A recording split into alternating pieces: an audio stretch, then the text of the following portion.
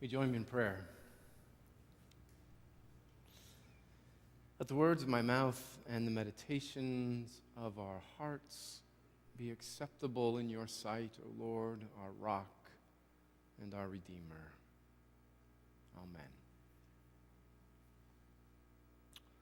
Well, if you ever need directions on how to get somewhere, I am probably the last person you should talk to. My wife will tell you I have a terrible sense of direction. When my last congregation sent me off, their farewell gift was a GPS. They knew I would be lost without it.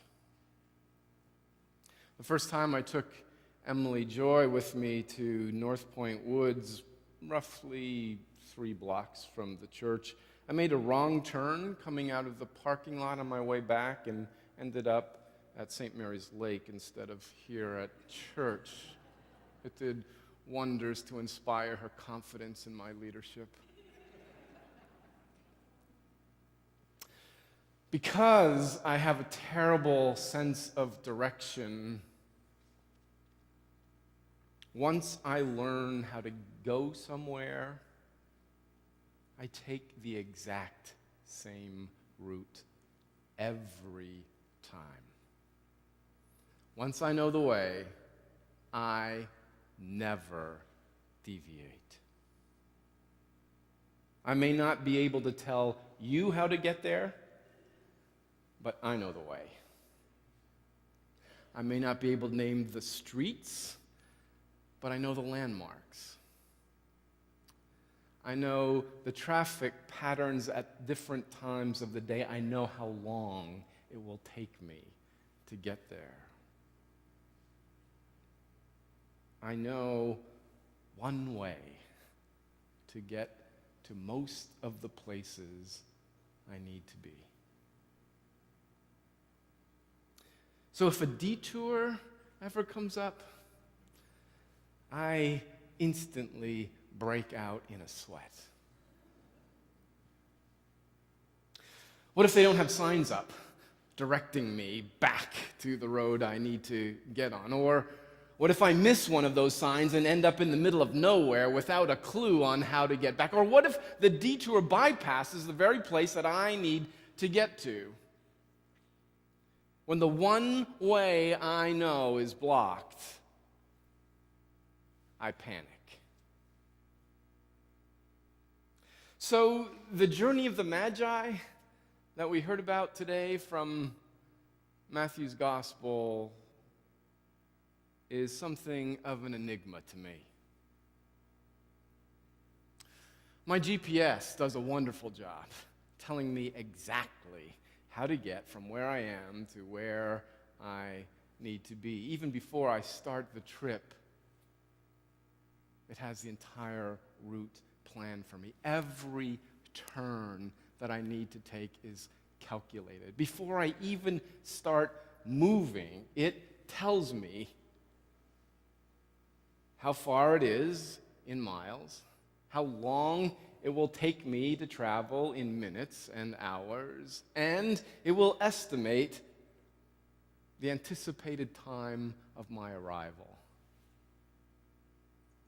Once I start driving, it tells me exactly how far it is until my next turn. And then it warns me ahead of time, get ready to turn left or to turn right. And then it draws a picture for me and tells me right where I am, what lane I should get into, and what road I'm going to turn onto. And even with all of that information clearly displayed on the windshield of my car, when I make a wrong turn, which I frequently do, it immediately tells me how to get back on track again. That's the kind of information that I need to get from where I am to where I need to be. The Magi had a star. Compared to my GPS, That's pretty primitive navigational technology. My GPS is constantly pinging at least 3 different satellites and triangulating my position by measuring how long it takes that signal to bounce off the satellite and come back to the receiver on my windshield. And then it dumps that information into mapping software, calculates the next turn, sends that information into voice recognition software and the display. The Magi had a star. Matthew tells us that they noted the time of its rising and then set out to follow it, traveling in a westward direction, keeping the star always before them. Now, granted, it's a remarkable thing that with some 5,000 stars visible to the naked eye in the night sky, they noticed one particular star and decided to follow it. But even so, following a star, it's not a very precise endeavor. It doesn't tell you when to get into the right lane and when to turn a half mile prior to the time that you need to turn. It doesn't calculate the total distance or the estimated time of arrival, and it does not recalculate when you've made a wrong turn. Worse yet, it was absolutely useless to them on their trip home.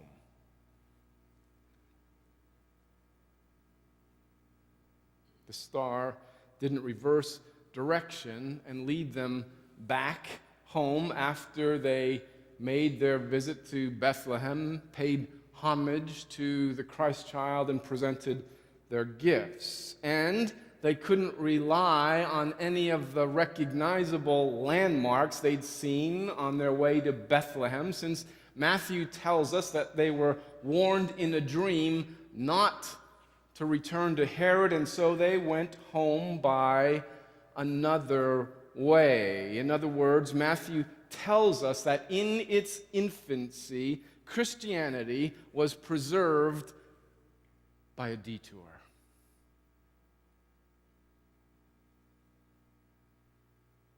Because the wise men went home by another way and avoided King Herod, the location of the Christ child remained hidden long enough for Mary and Joseph and the baby to evacuate Bethlehem before Herod realized he'd been tricked and ordered the slaughter of all male children 2 years and younger.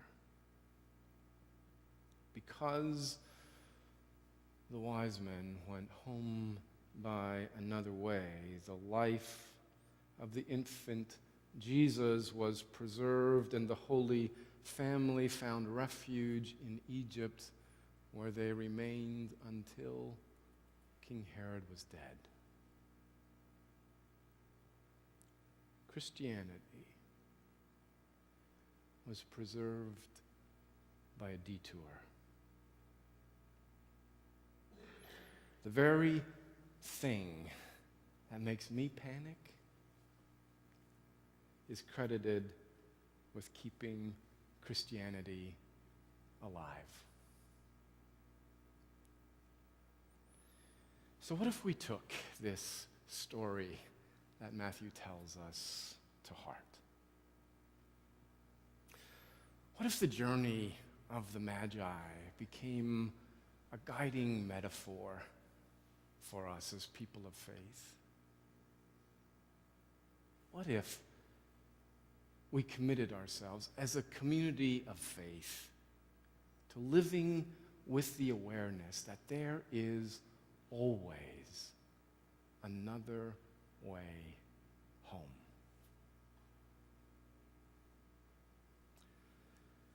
We are all creatures of habit. We all get set in our ways. We develop patterns of doing things that work well for us. And after a while, we begin to view our way of doing things as the right way of doing things. And the longer we do things the same way, the more likely we are to convince ourselves that it is the only way of doing things, the way we've always done things. I think that accounts for a lot of the emotional trauma that we experience over the Christmas holiday. We develop patterns of celebrating Christmas with our families and our loved ones, ways of decorating the house, visitation schedules for who goes where, when, expectations about gift giving, even menus of what foods get prepared by whom. Earlier this year, when Patrice and I were sorting through a box of family pictures, every year there was a picture of my family gathered on Christmas Eve at my Aunt Dot and Uncle Dick's home for their annual Christmas Eve party. And every year there were pictures of Nana and Pop Savage arriving at our house early in the morning in time for presents to be opened. And every year there were pictures of the extended Savage family gathered around my grandparents' dining room table for Christmas dinner. That's the way we celebrated Christmas in my family. For a long time, I felt like I had ruined Christmas when Patrice and I moved away to serve my first church in Manistee, Michigan. For the first few years, we tried our best to continue celebrating Christmas the same way we always had. Obviously, we couldn't make the Christmas Eve party at Aunt Dot's and Uncle Dick's because I had to do worship, but every year we would get in the car after the 11 o'clock lessons and carols service and drive all through the night, 14 hours to Allentown, Pennsylvania, so that we could be with our families to celebrate Christmas. It took a while for us to figure out that we could go home by another way. Today, Patrice and I celebrate Christmas very differently. They aren't the same family rituals, but they still make the holiday special to us. The journey of the Magi teaches us that there is always another way. Even though there is one way that is most familiar to us, there is always another way of getting to where we want to be, another way of doing what we want to get done, another way of engaging the challenges that we need to face in life. So whenever we find ourselves caught in our one-way thinking, it might be helpful for us to remember the journey of the Magi. Their story reminds us that in its infancy, Christianity was preserved by a detour. And whenever we find ourselves thinking that we are followers of the one true religion, it might be helpful to remember that in Matthew's nativity story, The first people to celebrate the birth of Jesus were not Christians, were not Jews, but were astrologers from an unnamed Eastern religion, who not only came to pay homage to Jesus, but were also instrumental in protecting his life by foiling Herod's plan to kill him.